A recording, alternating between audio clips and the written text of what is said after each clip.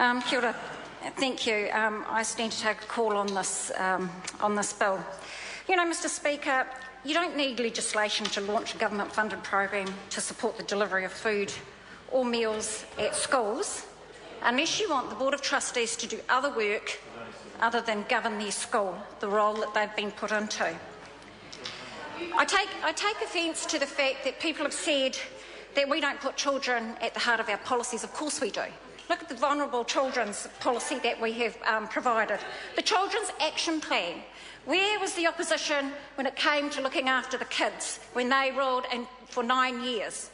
They were nowhere. They were absolutely nowhere to be found when it came to looking after our kids. It has been this national government that has stepped up and has put children at the heart of our policies. I just want to talk a little bit about our Kickstart breakfast program.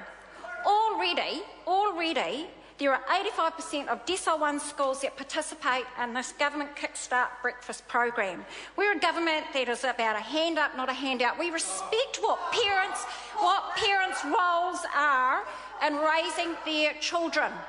We respect that, and that's why we want to be able to give some support to them but not take away their mana as a parent raising their children.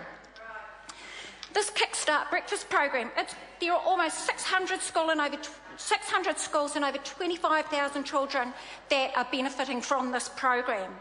And not all the children are from poor families in the Decile 1 and Decile 2 schools. They're from across, and this is what this government is doing. We have responded to the need of all children. Actually, in 2014, National extended the Kickstart program to all Decile schools, as I said, who wish to participate. It is their choice. It is about choices, and this is what this government is about. In 2013, if Ms Martin would just listen, this government invested $9.5 million across 5 years towards the Breakfast in Schools program. And let me say again, the opposition never did a thing in their 9 years. Nothing. Nada. Businesses in New Zealand have stepped up. They have stepped up to do their bit for children. Fonterra and Sanitarium. They have provided Weet-Bix and milk in our schools. Decile 1 to Decile 4 schools. This government continues to support the young kids.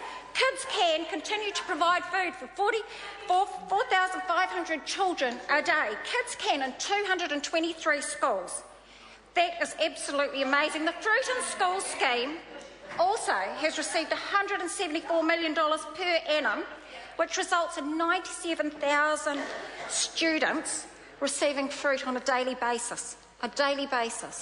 And you cannot turn your nose up at that. We are doing it. We are doing it for the children of this country. Let's talk about the Tip Top Nourish Our Kids program. It's working with Kids Can. And what are they doing? They're doing an annual donation of 100,000 loaves of bread delivered weekly to primary and intermediate schools in Decile 1 to Decile 4 schools across this country.